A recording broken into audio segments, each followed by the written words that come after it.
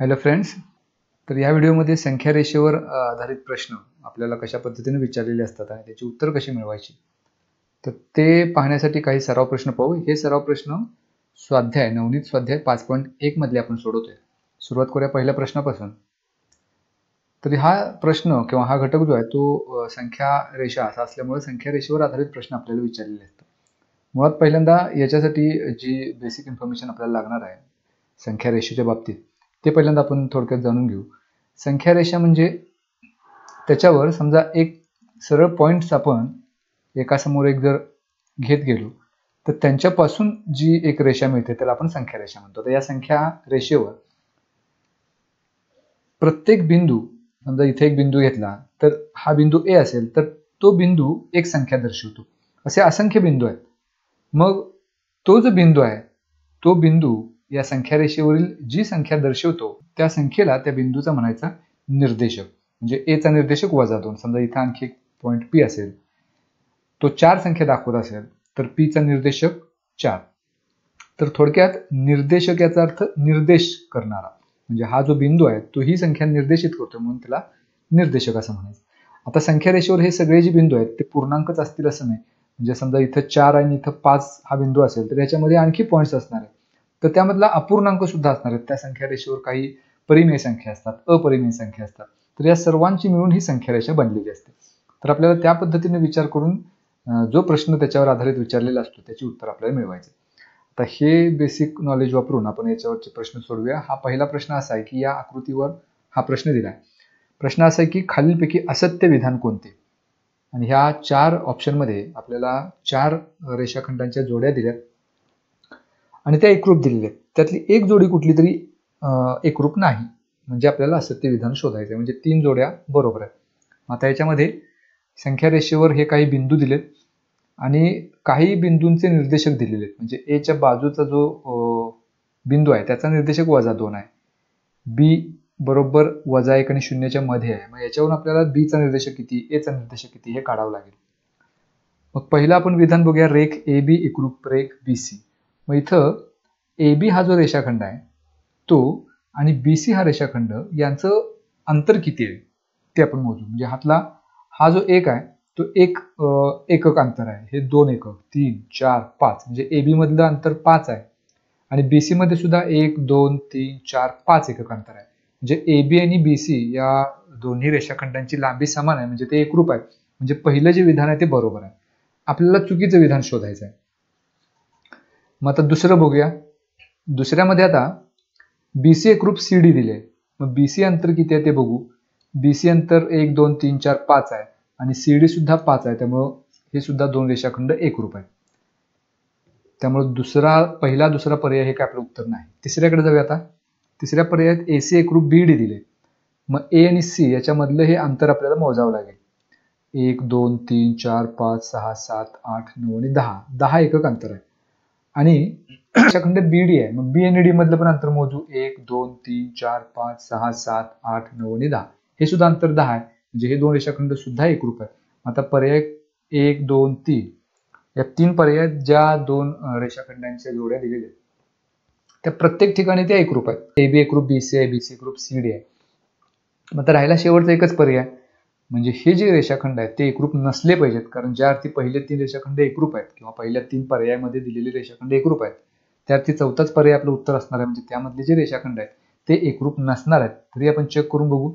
इथं एपी आणि पीडी आहे, मग एपी अंतर किती आहे तर 1 2 3 4 5 6 7 एकक अंतर आहे आणि पीडी मधलं अंतर बघू, हे 1 2 3 4 5 6 7 8 अंतर आहे। मग 7 आणि 8 हे काही एकरूप नाही, म्हणजे एपी आणि पीडी ही दोन्ही अंतर वेगवेगळे आहेत, त्यामुळे हे दोन रेषाखंड एकरूप नसणार आहेत। तरी सुद्धा इथं असं दिले की एपी एकरूप पीडी, म्हणजे हे विधान असत्य आहे। त्यामुळे या प्रश्नाचं उत्तर पर्याय क्रमांक 4, कारण त्याच्यामध्ये जे दोन रेषाखंड दिलेत ते एकरूप नाहीत।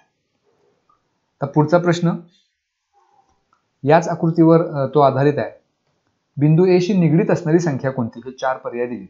1.3/4 वजा 1.3/4 वजा 7/5 की 7/5। आता ए बिंदू ही जी संख्या आहे ती शून्याच्या डावीकडे आहे, म्हणजे एक तर अगदी ह्या 4 पर्यायापैकी 50% उत्तर आपण मिळवू शकतो की ए ही जी संख्या आहे ती ऋणच असली पाहिजे, कारण शून्याच्या डावीकडे सर्व ऋण संख्या असतात। आता ह्या 4 पर्यायामध्ये पर्याय क्रमांक 1 आणि पर्याय क्रमांक 4 हे काय आपलं उत्तर असू शकत नाही, कारण त्याच्यामध्ये दोन्ही धनसंख्या दिल्यात.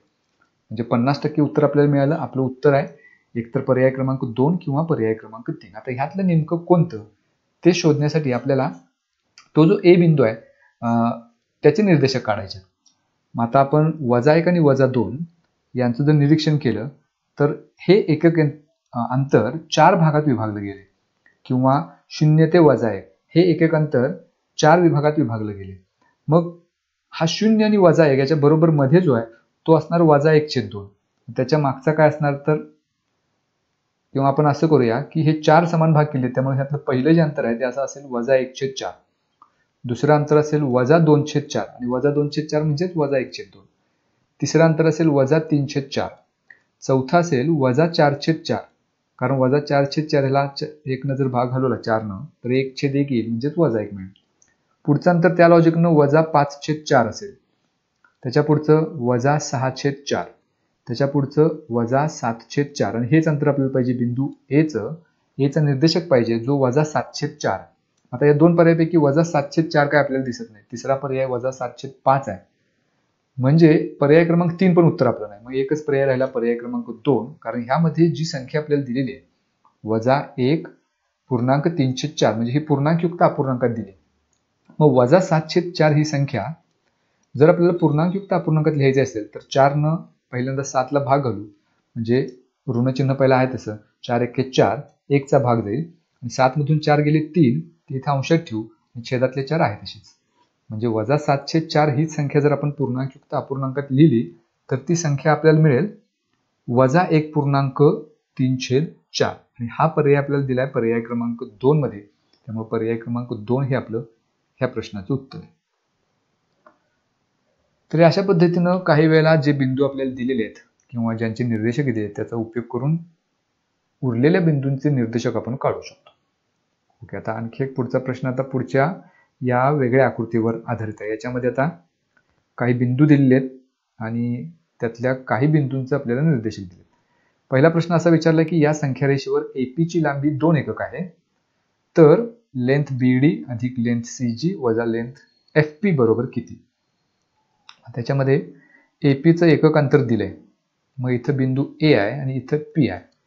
हे एकक अंतर 2 एकक आहे, हे दिसतंच आपल्याला. 0 ते 1 म्हणजे 1 एकक अंतर, आणि 1 ते 2 म्हणजे 2 एकक अंतर. मग आता आपल्याला ही जी 3 रेषाखंड दिलेत BD, CG आणि FP यांची अंतर काढायची आहेत, आणि पुन्हा मग त्यांची एकदा बेरीज आणि पुढं वजाबाकी करायची.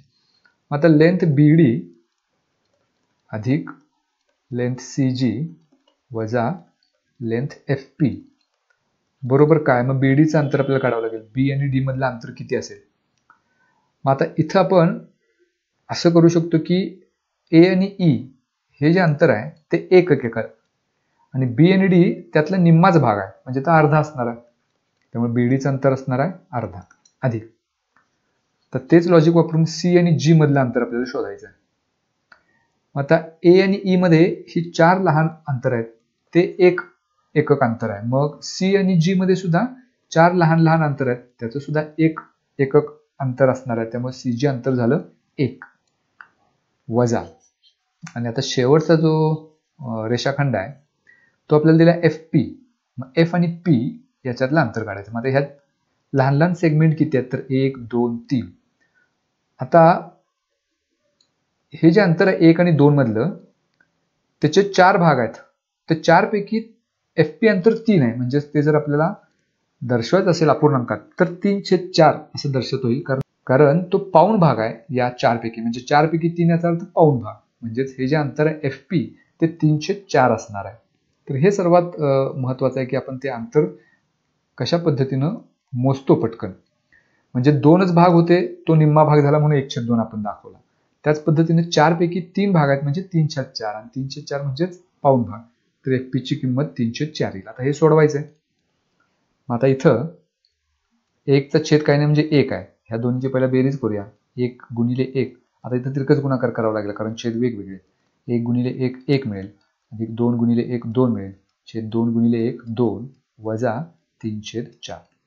आता 1 अधिक 2 3 छेद 2 वजा 3/4. आता इथं पुन्हा एकदा तिरकस गुणाकार करूया. 4 गुणिले 3 म्हणजे 12 वजा 3 गुणिले 2 6 छेद 4 गुणिले 2 8. 12 वजा 6 म्हणजे 6 छेद 8. आता हा पर्याय आपल्याला पर्यायात कुठेच दिलेला नाही, पण ह्याला आपण आणखी सोपं रूप देऊ शकतो. म्हणजे ह्याला 2 न जर भाग घालवला तर 2 त्रिक 6 आणि 2 चौक 8 3/4 उत्तर मिळेल. आणि हा मात्र पर्याय आपल्याला दिलेला आहे पर्याय क्रमांक 4 मध्ये. त्यामुळे आपलं या प्रश्नाचं उत्तर असेल पर्याय क्रमांक 4. हा पुढचा प्रश्न याच आकृतीवर आधारित आहे. बिंदू सी व एफ यातील अंतर किती? इथं बिंदू सी आहे आणि इथं एफ आहे. तर यातलं अंतर म्हणजेच पुन्हा 1 2 3 लहान भाग आहे आणि एकक अंतर जे आहे ते 4 लहान भागापैकी आहे. म्हणजे 4 पैकी 3 म्हणजे 3/4. मग आता हे जे अंतर आहे सी आणि एफ मधलं ते 3/4 आहे. पण पर्याय जे दिलेत त्याच्यामध्ये कुठंच आपल्याला 3/4 दिसत नाही, कारण पर्याय सगळे जे दिलेत ते डेसिमल मध्ये दिलेले, दशांशयुक्त अपूर्णांकात दिले. मग आपल्याला या 3/4चं रूपांतर दशांशामध्ये करायचं जे 0.75 येईल. किंवा 4 जर भाग घालवला या सोप्या पद्धतीनं 3 ला भाग जात नाही म्हणून शून्याचा भाग लावू, डेसिमल घेऊ, त्याबद्दल 3 वर एक शून्य घेऊ, 30 होतील. 4 7 28 2 शिल्लक राहील, पुन्हा एक शून्य घेऊ, 4 5 20. म्हणजे 3/4 म्हणजे 0.75. हा पर्याय आपल्याला पर्याय क्रमांक 1 मध्ये दिला आहे. त्यामुळे या दोन बिंदूमधलं अंतर असेल 0.75. पुढचा प्रश्न. पुढे दिलेल्या रेषाखंडातील सर्वात मोठ्या व सर्वात लहान रेषाखंडांच्या लांबीची बेरीज किती? हे 4 रेषाखंड आपल्याला दिलेत, सीबी, ईबी, इक्यू आणि क्यूजी. ह्यातला सर्वात अगोदर आपल्याला सर्वात लहान कोणता आणि सर्वात मोठा कोणता हे ठरवायचं आहे, मगच त्यांची बेरीज करता येईल. मग रेख सीबी यासाठी प्रत्येकाचं आपण अंतर काढूया. रेख सीबी त्याचं अंतर किती बघू. इथं सी बिंदू आहे, इथे बी आहे. मग हे एकच लहान एकक आहे. मग एकच लहान एकक म्हणजे 4 पैकी 1 म्हणजेच 1/4. हे अंतर 1/4 झालं. किंवा ह्याला जर दशांश अपूर्णांकात आपण लिहिलं तर 0.25. दुसरा रेषाखंड रेख ईबी दिलाय. मग इथं बिंदू ई आहे आणि इथं बी आहे. मग ई आणि बी मध्ये हे एकूण लहान एकक अंतर, लहान जे भाग आहेत एका भागाचे एका एककाचे ते 3 आहेत. 4 पैकी 3 म्हणजेच 3/4 आणि 3/4 ही संख्या दशांश अपूर्णांकात आपण 0.75 अशी लिहितो. रेख ईबीचं रेषाखंड लांबी मिळाली. तर तिसरा रेषाखंड आहे रेख इक्यू. मग आता आकृतीमध्ये इक्यू बघू कुठं आहे. हा बिंदू ई आणि हा क्यू. ह्याच्यामध्ये 1 2 3 4 5 आहेत. 5/4 कारण जे एकक अंतर आहे त्याचे लहान 4 भाग केलेत आणि त्यातले हे 5 आहेत ई आणि क्यू मधले. त्यामुळे 5/4. मग आता 4 न जर भाग घालवला तर इथे 1 चा भाग जाईल, 4 1 4.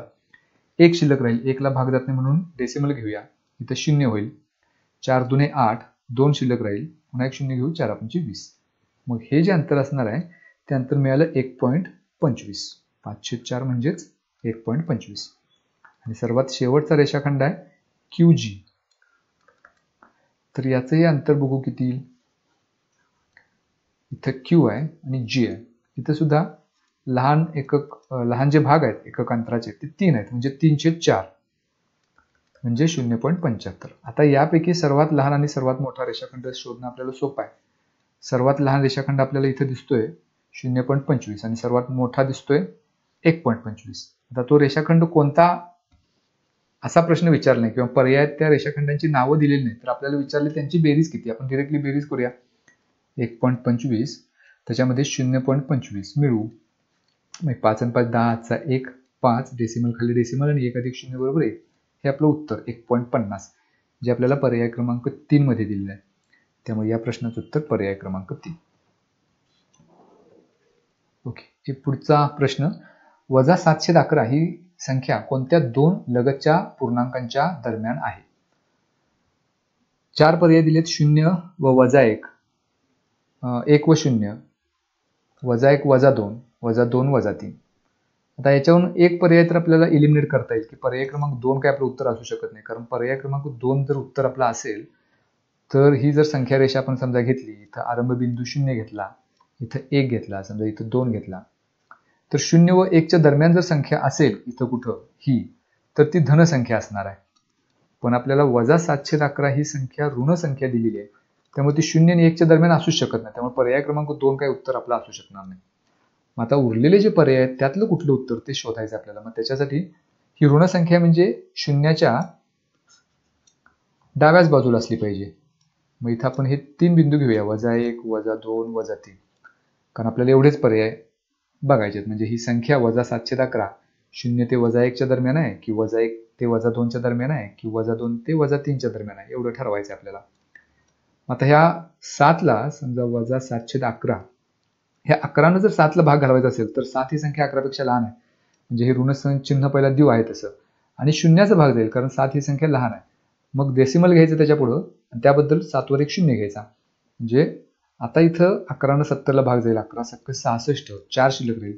आता ही पुढे सोडवण्याचीच गरज नाही, कारण -0.6 ही जी संख्या आहे ती 0 ते 1 यांच्याच दरम्यान येणार आहे, यांच्याच मध्ये कुठेतरी येणार आहे. ती -1 पेक्षा मोठी असू शकत नाही. साधं लॉजिक इथं असं आहे, -1 पेक्षा मोठी ती कधी असेल, जर छेदामध्ये समजा 11 असेल आणि अंशामध्ये समजा इथं -12 असतं, तर ही संख्या जी आहे 12 ती 11पेक्षा मोठी झाली. म्हणजे भाग घालवत असताना इथं पहिल्यांदा 1चा भाग जाईल आणि मग पुढे डेसिमल असेल काय तो, म्हणजे -1च्या पुढे ती संख्या असण्यासाठी इथं अंश छेदापेक्षा मोठा असायला पाहिजे. जी संख्या दिली त्याच्यामध्ये अंश हा लहान आहे, म्हणजे ती संख्या 0 समथिंग अशीच असणार आहे. याचा अर्थ ती -1च्या अलीकडेच असणार, आणि ती -1च्या अलीकडे असणार आहे आणि 0च्या पलीकडे काय असू शकत नाही, कारण ती धन संख्या असणार नाही. म्हणजे ती संख्या 0 आणि -1 यांच्या दरम्यानच असणार आहे, जे आपल्याला पर्याय क्रमांक 1 मध्ये दिलेलं आहे. त्यामुळे या प्रश्नाचं उत्तर असेल पर्याय क्रमांक 1. ओके, पुढचा एक प्रश्न. तर पुन्हा एकदा हा प्रश्न जो दिलाय तिथं आपल्याला ती रेषा काढावी लागेल, संख्या रेषा काढावी लागेल, आणि मग त्यावरून त्या प्रश्नाचं उत्तर आपल्याला मिळवता येईल. प्रश्न आपल्याला असा दिलाय की संख्या रेषेवर A या बिंदूचा निर्देशक -8/5 आहे. A व B या बिंदूतील अंतर 17/5 असल्यास B या बिंदूचे निर्देशक कोणते? आता इथं एक लक्षात घेऊ आपण, इथं ही जर संख्या रेषा असेल आणि इथं समजा A बिंदू आहे आणि इथं B बिंदू आहे, ह्या दोन्हीतलं अंतर काढायचं म्हणजे काय? समजा आपल्याकडं आकृती न काढता किंवा या दोन्हींचे निर्देशक फक्त दिलेत आणि आकृती न काढता आपल्याला या दोन्हीतलं अंतर जर काढायचं असेल तर साधी सोपी पद्धत इथं अशी आहे की लहान निर्देशकात मोठ्या निर्देशकातून लहान निर्देशक वजा करायचा. म्हणजे बीचा निर्देशक समजा इथं 4 असेल आणि एचा निर्देशक 1 असेल तर 4 मधून 1 वजा करायचा, अंतर झालं 3. किंवा उलट असेल, समजा बीचा निर्देशक -4 असेल आणि एचा -11 असेल, तर आता लहान निर्देशक -11 आहे, मग -4 मधून -11 वजा करायचे, म्हणजे आपल्याला त्यातलं अंतर मिळणार. थोडक्यात काय, दोन बिंदूतलं अंतर काढण्यासाठी आपण त्यांचे जे निर्देशक आहेत त्यांची वजाबाकी करतो, आणि वजाबाकी आपण अशी करतो, मोठ्या निर्देशकातून लहान निर्देशक वजा करतो, मग आपल्याला त्या दोन्हीतलं अंतर मिळते. आता इथं ए या बिंदूचा निर्देशक दिलाय -8/5 आणि त्या दोन्हीतलं अंतर दिले. मग जर अंतर आपल्याला काढायचं असेल तर मोठ्या निर्देशकातून लहान निर्देशक वजा करायचा. मग आपल्याला बीचा निर्देशक माहिती नाही, मग समजा तो बीचा जो निर्देशक आहे त्याच्यासाठी एक अक्षर घेऊया, तो आहे समजा x. मग आता x हा -8/5 पेक्षा लहान आहे की मोठा आहे हे आपल्याला प्रश्नात कुठंच दिलेलं नाही, म्हणजे आपल्याला दोन्ही शक्यता विचारात घ्याव्या लागतील. एक शक्यता अशी की x ही संख्या किंवा बीचा निर्देशक -8/5 पेक्षा लहान असेल तर काय, मग तो जर लहान असेल तर -8/5 मधून x वजा करावा लागेल, कारण अंतर काढण्याचा आपलं नेहमीची पद्धत किंवा बेसिक जो नियम आहे दोन बिंदूमधला अंतर काढण्याचा तो असा आहे की मोठ्या निर्देशकातून लहान निर्देशक वजा करायचा. मग बीचा निर्देशक जर लहान असेल अशी शक्यता आपण पहिल्यांदा गृहीत धरली, तर मग आपल्याला एच्या निर्देशकातून बीचा निर्देशक वजा करायचा. मग अशी वजाबाकी केल्यानंतर जे अंतर आपल्याला मिळणार आहे ते दिले 17/5. त्यामुळे इथं घ्यायचं 17/5 बरोबर -8/5 वजा x आहे तसंच. आता हे जर आपण समीकरण सोडवलं तर आपल्याला x ची किंमत मिळेल, म्हणजे त्या बी बिंदूचा निर्देशक मिळेल. मग त्याच्यासाठी -x आपण डाव्या बाजूला घेऊया, +x होतील, आणि -8/5 उजव्या बाजूला आहे तसेच हे 17/5 जे आहेत ते सुद्धा उजव्या बाजूला घेऊया, -17/5 होतील.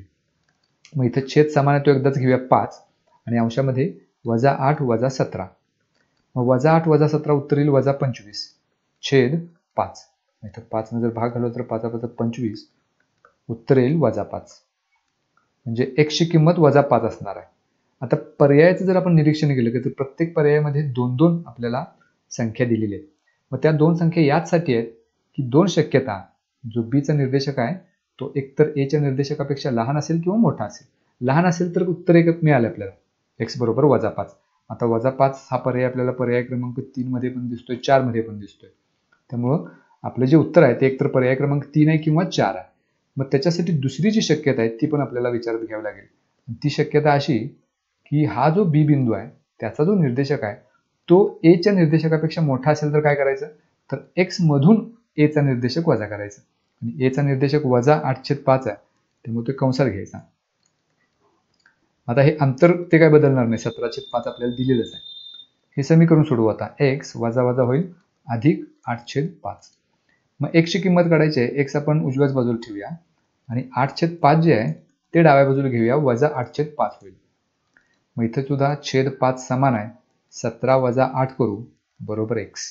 मग 17 वजा 8 9 मिळेल छेद 5. 9/5 बरोबर x मिळेल, म्हणजे x ची किंमत मिळेल 9/5.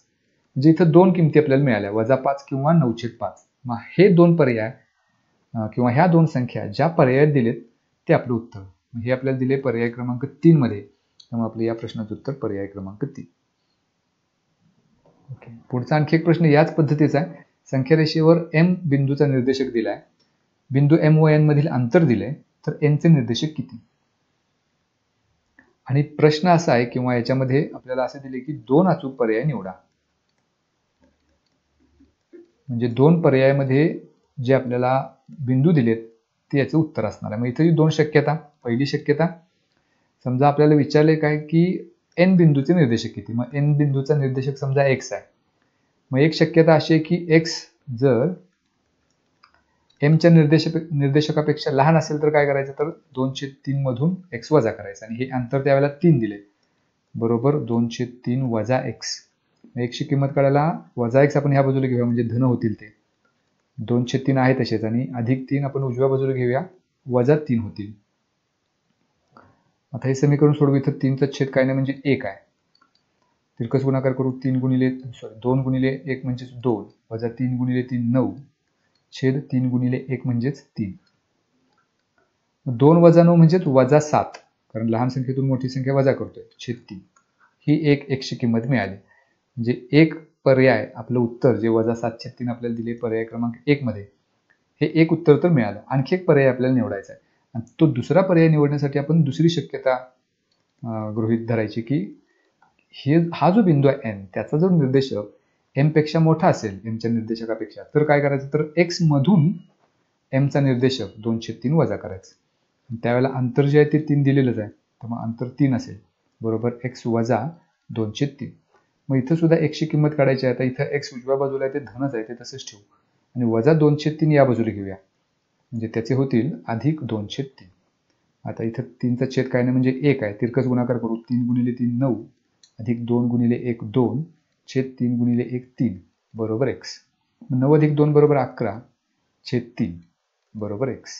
ही x ची दुसरी किंमत दुसऱ्या शक्यतेनुसार. आता हा पर्याय आपल्याला दिलाय पर्याय क्रमांक 2 मध्ये, त्यामुळे या प्रश्नाची दोन उत्तर आपल्याला मिळाली, पर्याय क्रमांक 1 आणि पर्याय क्रमांक 2.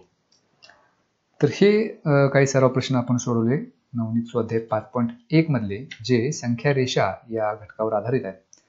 याच घटकावर आधारित आणखी एक स्वाध्याय आहे त्याच पुस्तकामध्ये, स्वाध्याय 5.2, तो आपण पुढच्या व्हिडिओमध्ये पाहूया.